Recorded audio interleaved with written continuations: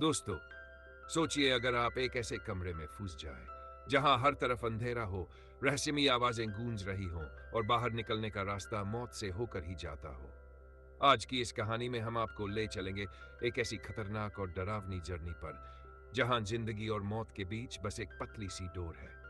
तो चलिए शुरू करते हैं ये सस्पेंस से भरी कहानी। कहानी की शुरुआत एक लड़का हाथ में ग्रेनेड उठाकर पानी में फेंक देता है।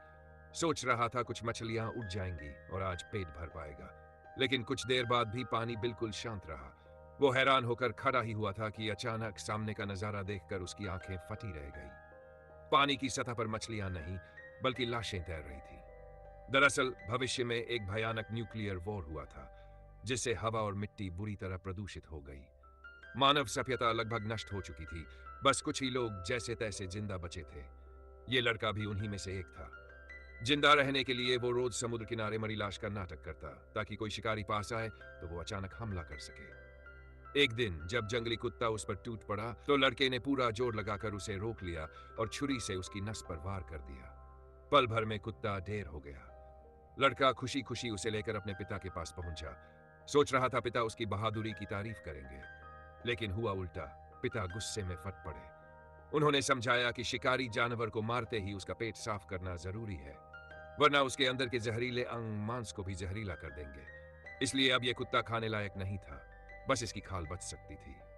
पिता उसे लेकर पड़ोसी के पास गए ताकि खाल के बदले कुछ मछलियां ले सके। लेकिन पड़ोसी जिसके पास बंदूक थी, उल्टा उन पर इल्जाम मर दिया कि यह कुत्ता उसका है। फिर वो उनकी खाल भी छीन लेता है। लड़का गुस्से से तड़प रहा था, लेकिन पिता मजबूरी में चुप रहे। आखिर ये प्रलय का दौर था और बंदूक वाले से भिड़ना मौत को दावत देने जैसा था। पड़ोसी ने आखिर में उन्हें दो छोटी मछलियां दे दी, लेकिन लड़के के मन में सवाल रह गया। कुत्ता मैंने मारा, फिर पिता क्यों चुप गए? क्या सिर्फ इसलिए कि उसके पास बंदूक है? पिता ने उसे समझाया, इस दुनिया में ताकतवर से दोस्ती करना ही सबसे समझदारी है। अगली सुबह पड़ोसी फिर बंदूक लेकर अधमका। उसे शक था कि लड़के ने उसका ग्रेनेड चुरा लिया है। सबूत तो नहीं था, लेकिन चूंकि इलाके में वही एक परिवार बचा था, इसलिए उसने पिता को घुटनों पर बैठने को मजबूर कर दिया। उसने तो हद ही कर दी। बंदूक का मुंह पिता के मुंह में ठूंस दिया। मौत सामने थी। तभी लड़के ने तुरंत एक दुर्लभ तौलिया निकालकर मुफ्त में उसे दे दिया। पड़ोसी लालची था, सो तौलिया लेकर चला गया। लड़का दौड़कर पिता को संभालने लगा, लेकिन पिता ने उसे जोर से धक्का दिया, क्योंकि उन्हें पता था वो ग्रेनेड सचमुच बेटे ने ही चुराया है। पिता नाराज होकर अकेले चले गए और लड़का गुस्से से पड़ोसी को घूरता रह गया। उसकी आंखों में साफ खून की प्यास छलक रही थी। उस दिन उसने जाल डाला और किस्मत से एक बड़ी मछली पकड़ ली। वो खुशी खुशी पिता के पास लौटा, लेकिन पिता जमीन पर पड़े बिल्कुल हिल नहीं रहे थे। लड़का सोच रहा था कि शायद पिता सो रहे हैं। उसे नहीं पता था कि बार बार जहरीली जंगली घास खाने की वजह से पिता का शरीर अंदर से जहर से भर चुका था। वो मासूम बेटे को बताकर नहीं गए और लड़का बाहर बैठकर अकेले ही मछली भूनकर खाने लगा। आधी रात गुजरने पर भी पिता ने कोई हरकत नहीं की। तब जाकर उसे यकीन हुआ कि पिता अब इस दुनिया में नहीं रहे। उसी वक्त उसकी नजर पड़ी उस डायरी पर, जिसे पिता हर रात चुपके से लिखा करते थे। लड़का हमेशा देखना चाहता था कि उसमें क्या लिखा है, लेकिन पिता उसे कड़ी सजा देने की धमकी देकर रोकते थे। अब पिता नहीं रहे तो वो डायरी उसके सामने खुलने वाली थी। लड़के ने पिता की लाश को कपड़े से लपेटा, फिर छोटी नाव लेकर नदी के बीचों बीच पहुंचा और पानी में पिता का अंतिम संस्कार कर दिया। यही था इस बर्बाद दुनिया सबसे आम दफनाने का तरीका, वाटर बरियल। पिता को विदा करने के बाद उसके दिल में बस एक ही ख्याल था, बदला। वो सीधा पड़ोसी के घर जा पहुंचा। पड़ोसी हमेशा की तरह अकड़ में था। लड़के को कायर कहकर गालियां देने लगा, लेकिन इस बार लड़का पूरी तैयारी से आया था। उसने डंडा उठाया और जोरदार वार किया। पड़ोसी पहली ही चोट में लड़खड़ा गया। लड़के ने कोई रहम नहीं किया। दूसरे ही वार में उसे बेहोश कर दिया। फिर उसने क्रेन से उसे उल्टा लटका दिया, लेकिन मौत सामने देखकर भी पड़ोसी अपनी गंदी जुबान से बाज नहीं आया। आखिरकार लड़के का गुस्सा फट पड़ा। उसने उसे सीधे पानी में डुबो दिया और वहीं पड़ोसी की जान खत्म हो गई। लड़के ने आखिरकार अपना गुस्सा बाहर निकाल दिया। अब उसने पड़ोसी का घर खंगाल डाला। जो भी कीमती चीजें मिली सब बैग में भर ली और फिर नाव लेकर उस जगह से निकल पड़ा जहां वो बचपन से रहा था। नदी पर आगे बढ़ते हुए अचानक उसने डरावना नजारा देखा। हर पेड़ पर इंसानों की लाशें टंगी हुई थी।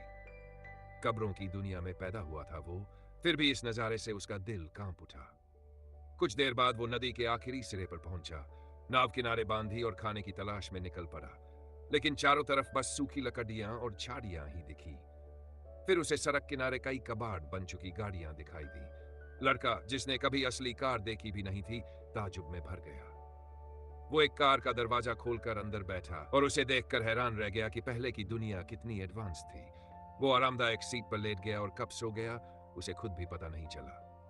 अगली सुबह जब वो जागा और किनारे लौटा, उसकी नाव गायब थी। रस्सी भी बड़ी साफ तरीके से कटी हुई थी, यानी साफ था कि नाव चोरी हो चुकी थी।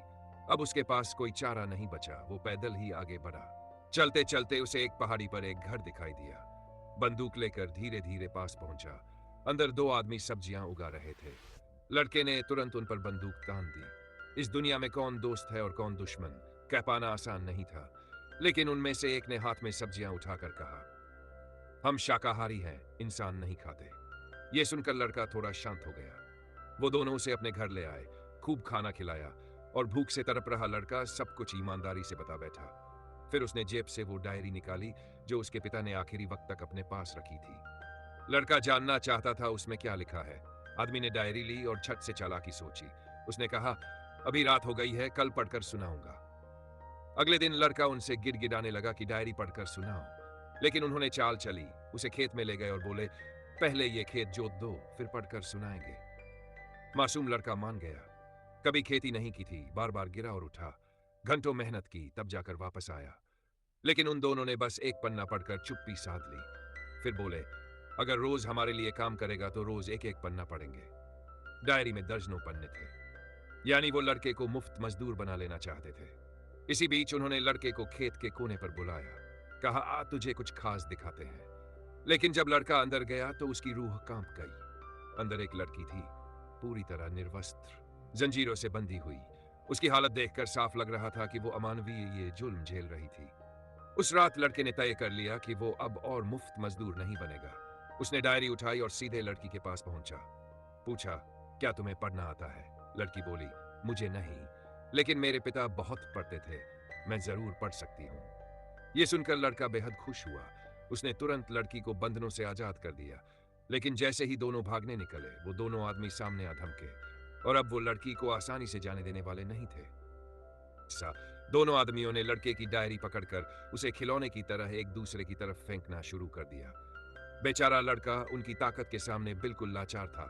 दोनों उसे मजाक बनाकर धक्का मुक्की कर रहे थे। लेकिन तभी लड़के ने अचानक छुपी हुई छुरी निकाल ली, वही जो उसने पड़ोसी के घर से चुराई थी, और मौका मिलते ही सीधा वार कर दिया। दोनों आदमियों को जरा भी उम्मीद नहीं थी कि यह बच्चा हत्या करने की हिम्मत दिखाएगा। छुरी का वार इतना अचानक था कि उनमें से एक वहीं ढेर हो गया। दूसरा गुस्से से पागल हो गया।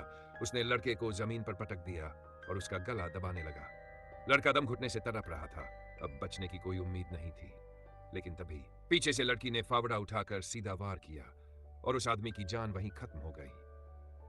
दोनों लहूलुहान और थके हुए थे, लेकिन जैसे तैसे एक दूसरे का सहारा लेकर वहां से निकल गए। लड़का डायरी को सीने से लगाए बैठा था।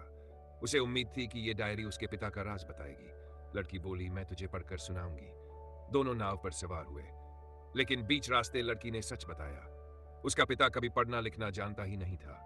उसने झूठ बोला था ताकि लड़का उसे आजाद कर दे। लड़के को गुस्सा आया कि उससे धोखा हुआ, लेकिन लड़की भी अकेली थी, उसका कोई ठिकाना नहीं था।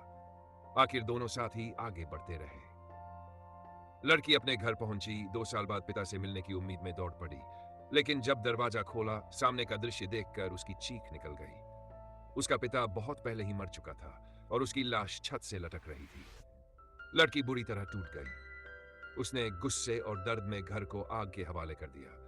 अब उसके पास भी बस लड़के के साथ भटकने के अलावा कोई रास्ता नहीं था। लेकिन यह दुनिया इतनी आसान नहीं थी। जल्द ही दोनों को एक ताकतवर आदमी ने पकड़ लिया। उन्हें एक पुराने फैक्ट्री में घसीट लाया गया, जहां उनका सामना हुआ एक लंबे बालों वाले गैंग लीडर से। उसने लड़की को अपने पास रख लिया और लड़के को लोहे के पिंजरे में बंद कर दिया। कल इसे मारकर खा लिया जाएगा, यही था उसका हुक्म। इस गैंग में एक चश्मे वाला आदमी भी था, जो हमेशा खामोश रहता, कभी हुक्म का उल्लंघन नहीं करता। लड़के ने आखिरी ख्वाहिश जताई, क्या तुम पढ़ सकते हो? प्लीज मुझे ये डायरी पढ़कर सुना दो।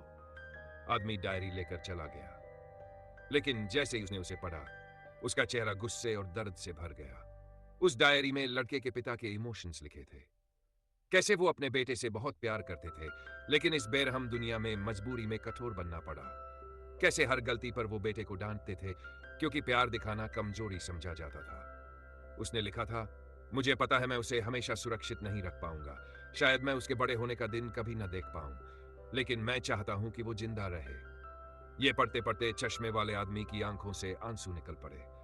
वो याद करने लगा कि उसका भी कभी बेटा था। अगर वो जिंदा होता तो आज इस लड़के की उम्र का ही होता। अचानक उसके अंदर कुछ टूट गया। उसने पहली बार अपने लीडर के खिलाफ आवाज उठाई, इस बच्चे को मत मारो। लीडर हैरान रह गया, क्योंकि ये वही आदमी था जो कभी दया नहीं दिखाता, अपने बच्चे तक को भूख में मार सकता था। लीडर ने उसकी एक कान काट दी, उसे उसकी औकात याद दिलाने के लिए। अगली सुबह लड़के की मौत तय थी। वो पिंजरे में कांप रहा था, लेकिन तभी चश्मे वाला आदमी आया, पिंजरे के पास बैठा और डायरी जोर से पढ़ने लगा। उसकी आवाज कांप रही थी, मानो वो खुद अपने बेटे से बात कर रहा हो। कुछ देर बाद वो उठ खड़ा हुआ, पिंजरे का दरवाजा खोला और चला गया। लड़का हक्का बक्का रह गया। बाहर निकला तो फैक्ट्री में हर जगह लाशें बिखरी थी।